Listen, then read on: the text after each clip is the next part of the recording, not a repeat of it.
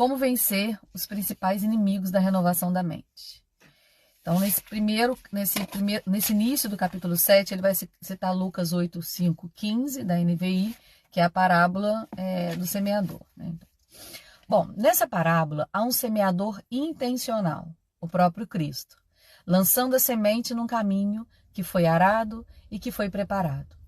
Porém, algumas sementes, mesmo com todo o potencial e qualidade, vão cair em terrenos que não foram tratados, para que cresçam. E nesses, mesmo a semente perfeita, ela não prospera. Porque essas terras não tratadas representam os corações deformados pela queda e carentes de mudança. Essa transformação do coração é um tratamento que pode ser muito bem representado pelo nosso conceito de arrependimento. Contudo, este, que pode ser exemplificado como a preparação da terra, não é apenas um evento espiritual. Se entendemos que estamos em um corpo, estamos falando de mente, mas somos um ser inteiro, não somos seres fragmentados, o nosso arrependimento também deve ser inteiro. Penso que uma pessoa que não reconhece as suas deformidades e distorções da mente e também não se submete à rendição completa, como espírito, alma e corpo, não compreendeu o arrependimento de forma plena. Há uma responsabilidade imensa em nós para que nos arrependamos e preparamos a terra a ser semeada de forma plena pela semente do Evangelho. O que impede a mente, então, de ser transformada? Vamos entender o que impede uma mente de ser cultivada e transformada em um belo jardim, uma mente como a de Cristo. O cultivo exige esforço humano. Se o jardim não for cultivado, vira mato, não prospera. Já, se for cultivado e semeado de forma santa, o fruto do Espírito, que está lá em Gálatas 5:22, será o resultado de pensamentos e sentimentos que foram submetidos a um processo redentivo do arrependimento. O que a parábola do semeador nos ensina é que o germe da mente de Cristo está disponível e acessível e foi lançado por Jesus por meio da pregação do Evangelho. Porém, a nossa capacidade de desfrutar essa semente vai ser proporcional à nossa capacidade de cultivar. O jardim frutífero, que é a mente de Cristo em nós, um jardim frutífero do Espírito, só será possível com o cultivo. Deus, por sua graça, semeou Cristo em nós. E a nossa tarefa é cultivar e guardar para que essa semente frutifique um lindo jardim. Cultivar é uma palavra tão importante que em português é usada na Bíblia com o mesmo sentido na palavra hebraica original de cultuar, abad. Esta era a palavra usada para designar trabalho, execução, esforço. Cultivar é trabalhar e também é adorar. Cultivar a mente, então, é ter esse cuidado esforçado com a mente para que ela não se mantenha conformada com o padrão distorcido do mundo em que vivemos. Diante desse entendimento, por vezes e com essa mentalidade responsável, cultivar será um ato de culto e adoração, mas também de submissão a tratamentos medicamentosos e psicoterápicos, movido por um entendimento amplo de cultivo e responsabilidade com a semente que está sendo depositada em nossos corações. Deus está nos chamando a cultivar a nossa mente de forma diligente, para podermos desfrutar da mente de Cristo. Como cultivar a mente? A parábola do semeador funciona como um tratado de fisiopatologia dos nossos padrões de deformidade da mentalidade. Em maior ou menor grau, todos nós já estamos em um ou mais dos grupos citados por Jesus, até entrarmos em uma jornada de arrependimento. Os 3 grupos de problemas de mentalidade. O primeiro solo onde a semente cai é aquele que está à beira do caminho. Este era o lugar por onde as pessoas passavam e pisavam, uma espécie de passarela por onde se andava enquanto semeava. Era um lugar de alto fluxo de pessoas onde a terra era batida extremamente superficial. Se eu pudesse dar um nome para esse problema, eu o chamaria de superficialidade. Tem-se uma mente com alto fluxo de pensamentos superficiais, muitas informações, muito estímulo, mas pouca profundidade. Esse primeiro terreno parece representar muito bem o que acontece em um tempo de múltiplas redes sociais e hiperestimulação das mais variadas formas. Muita coisa ocorre ao mesmo tempo, pois estamos hiperconectados a tudo e a todos. Como consequência, sofremos com todo o excesso de tecnologia e o pouco contato com a natureza. Tudo é problema nosso, mas não podemos fazer quase nada sobre isso. Vivemos dias de muita informação, mas de pouca transformação. De muita superficialidade, mas de pouca profundidade. De muita ação, mas de pouco coração. O grande perigo desse tipo de mente é que a superficialidade da beira do caminho é o ambiente perfeito para que as aves, representando aqui Satanás, roubem a semente. 2 sintomas desse problema da superficialidade podem ser a desatenção e a distração. O diabo se aproveita da superficialidade para roubar a semente da verdade. Como consequência, o jardim não é plantado e o deserto permanece inalterado, cansado e infrutífero. Engraçado é que, por vezes, o envolvimento, é justamente com as coisas de Deus. Estamos rodeados de sementes, mas podemos estar deixando de aprofundá-las como deveríamos. Tomemos cuidado para não sermos roubados pelo diabo, mesmo estando tão próximos do caminho, com C maiúsculo. No entanto, você vai perceber que uma grande variedade de problemas de saúde, tais como o transtorno de ansiedade, o transtorno do déficit de atenção, hiperatividade, a depressão, as dependências e muitos outros podem fazer com que a nossa mente tenha dificuldade com a atenção de forma profunda, fazendo com que ela seja dispersa, instável, inquieta, hiperpensante e tantos outros inconvenientes que aumentam o problema da superficialidade. Se em maior ou menor grau você sofre com algumas dessas condições ou está vivendo de forma superficial, não se culpe nem se apavore, pois nosso ponto de partida é o deserto. O que não podemos fazer é nos conformar com esse padrão. Romanos 12:2. Essa constatação apenas reforça a nossa responsabilidade de tratar a nossa mente, procurar por ajuda possível disponível pelo Senhor, por sua graça, para que possamos aprofundar toda a semente que o Senhor lançar sobre nós. Se necessário for, devemos tomar medicamentos, fazer terapia, mudar hábitos ou realizar qualquer outra intervenção dada por Deus para aprofundarmos a semente gloriosa do Evangelho, que nos abre para receber a semente. A eternidade não precisa correr, Deus não está correndo e nós também não precisamos fazer isso para alcançá-lo. Podemos andar nele. Deus está nos chamando de volta às raízes, de volta ao jardim, à água que nos revigora em meio ao calor extenuante.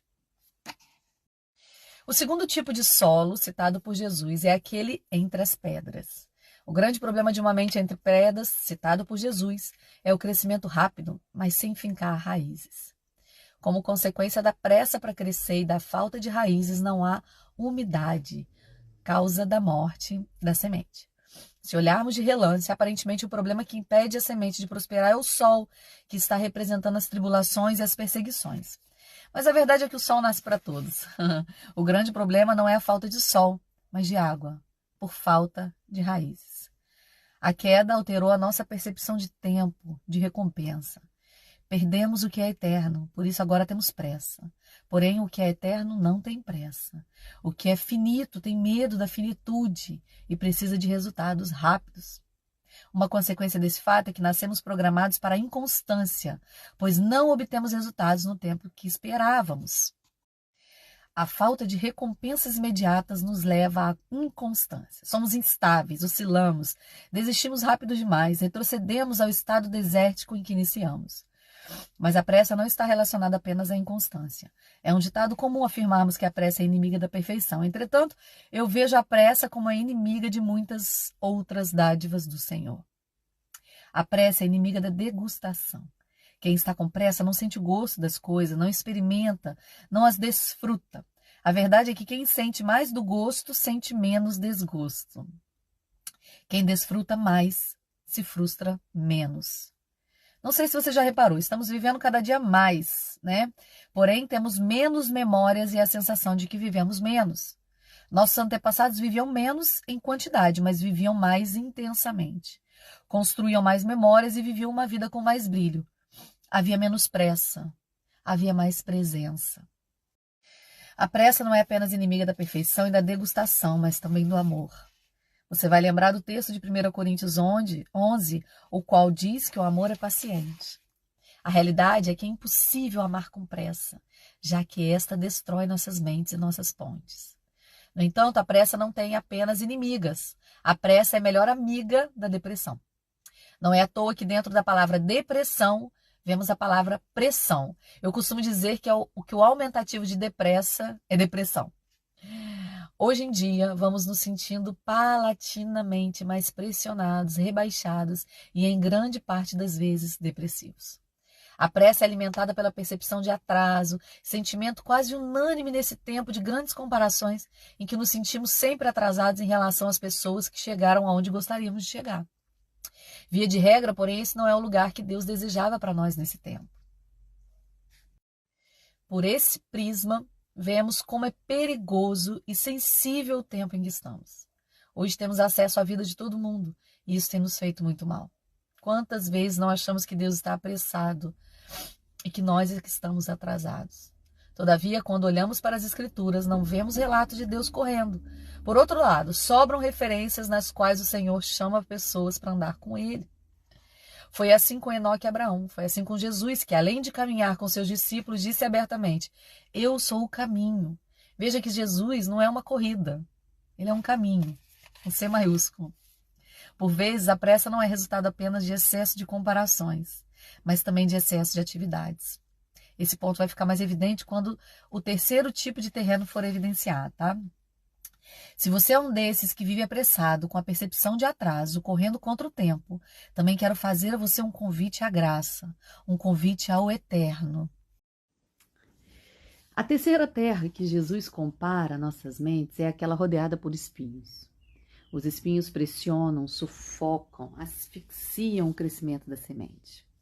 A nossa mente tem uma grande tendência de se envolver demasiadamente com preocupações e cuidados dessa vida. Esse fenômeno tem transformado a nossa sociedade na sociedade do cansaço e do estresse. Se o primeiro problema de renovação de mentalidade foi chamado por nós de superficialidade de atenção e o segundo de pressa, esse terceiro pode ser chamado de sobrecarga. Até alguns anos atrás, víamos que grande parte das doenças mais comuns tinham as carências como parte fundamental da sua fisiopatologia. Faltavam saneamento básico, medicamentos, vacinas, alimento, médicos e tantos outros elementos básicos para a nossa boa saúde. Na nossa geração, no entanto, vemos que a maioria dos problemas epidêmicos passa pelos excessos do que antes nos faltava. Hoje falamos muito sobre excessos alimentares, obesidade, diabetes, colesterol alto, pressão alta, uso massivo de medicamentos, ansiedade, burnout, abusos de substâncias, congestionamento de veículos, acidentes causados pelo excesso de velocidade, excesso de trabalho, estresse pelo congestionamento de veículos, entre outros. O progresso nos deu acesso a muitas coisas que antes não tínhamos, porém, me parece que hoje temos em demasia tantos outros aspectos que antes nos faltavam e não sabemos como voltar atrás. A minha impressão é que na nossa deformidade da queda tendemos mesmo a oscilar entre os dois problemas, o excesso e a falta. Vivemos em um ciclo de excesso compensatório na tentativa de nos proteger do que um dia nos faltou, algo parecido como o modelo da Torre de Babel. Se um dia nos faltou altura para nos salvar do dilúvio, agora vamos construir uma torre até o céu. Se um dia nos faltou alimento, agora nos excedemos e comemos demais. Se um dia nos faltou remédio, agora tendemos a nos entupir e a nos entorpecer. Vivemos preenchendo nossas faltas com excesso. A grande problemática é que nada é suficiente. E tudo cansa muito, porque nossos limites estão distorcidos. Não fomos feitos para esse lugar.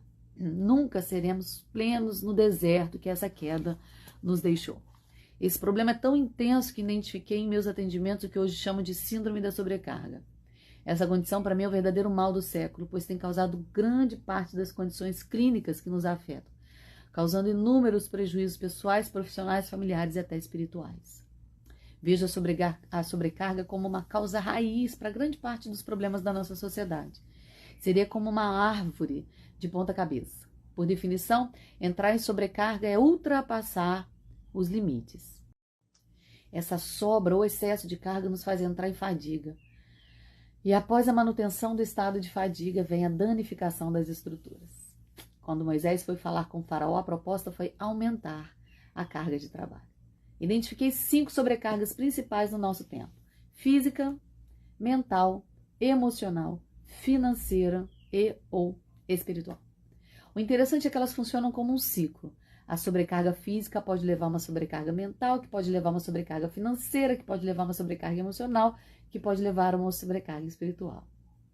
Independentemente do ponto em que se entra nesse ciclo, podemos transitar por ele completamente. Identifiquei também 5 padrões de resposta a essa síndrome da sobrecarga. Primeiro, automatismo. Para poupar energia diante da sobrecarga, começamos a viver de forma automática. Segundo, adiamento. Começamos a deixar as coisas importantes para depois, já que neste momento não temos energia. Adoecimento. Começamos a danificar estruturas importantes e adoecemos. Ativismo. Começamos a trabalhar mais ainda na expectativa de não precisarmos mais nos sobrecarregar. E anestesia. Começamos a tentar fugir para alívios rápidos e viciantes. Automatismo, adiamento, adoecimento, ativismo e anestesia. Bom, perceba como é fácil estarmos dentro de algum desses espectros. Eu não conheço uma pessoa que não esteja enquadrada em algum desses 3 pontos, os 3 solos que ele está falando desde o início do capítulo. Ou estamos lutando contra a superficialidade de atenção e distração, ou contra a pressa e a inconstância, ou contra as sobrecargas. O que acabei de descrever é o padrão de mentalidade deformado com o qual já nascemos. Esse problema não é demônio, falta de fé ou qualquer outra coisa parecida, mas nossa natureza humana deformada, chamando, clamando por redenção e transformação. Agora, conscientes disso, precisamos fazer a nossa parte de arar a terra e tratar o que precisa ser tratado para que a semente do Evangelho seja cultivada e produza o jardim que Deus está plantando em nós. Meu convite é para que, diagnosticando a doença, todos nós percebamos a necessidade do Salvador e Redentor da nossa mente. A dor nos mostra que precisamos de um Salvador, pois só os doentes precisam do médico. Por isso, o convite de Jesus se estende a todos nós. Não há um que não precise de transformação da mente. Precisamos da mente de Cristo semeando a nossa mente para pensarmos e sentirmos como Ele. Nós não somos bons como achávamos que éramos. Nós precisamos da mente de Jesus para transformar o nosso deserto em jardim. A mente de Cristo nos levará a atenção ao eterno e às margens seguras. A mente de Cristo é a medida certa, o formato com que Deus nos fez para viver. Permita que sua atenção seja aprofundada e alinhada de Cristo, que sua pressa seja alinhada ao ritmo do eterno e que os seus limites encontrem as margens seguras nele. Há um convite de Jesus aos sobrecarregados. A sobrecarga é um convite ao eterno. As dores da nossa mente são um desejo pela mente de Cristo.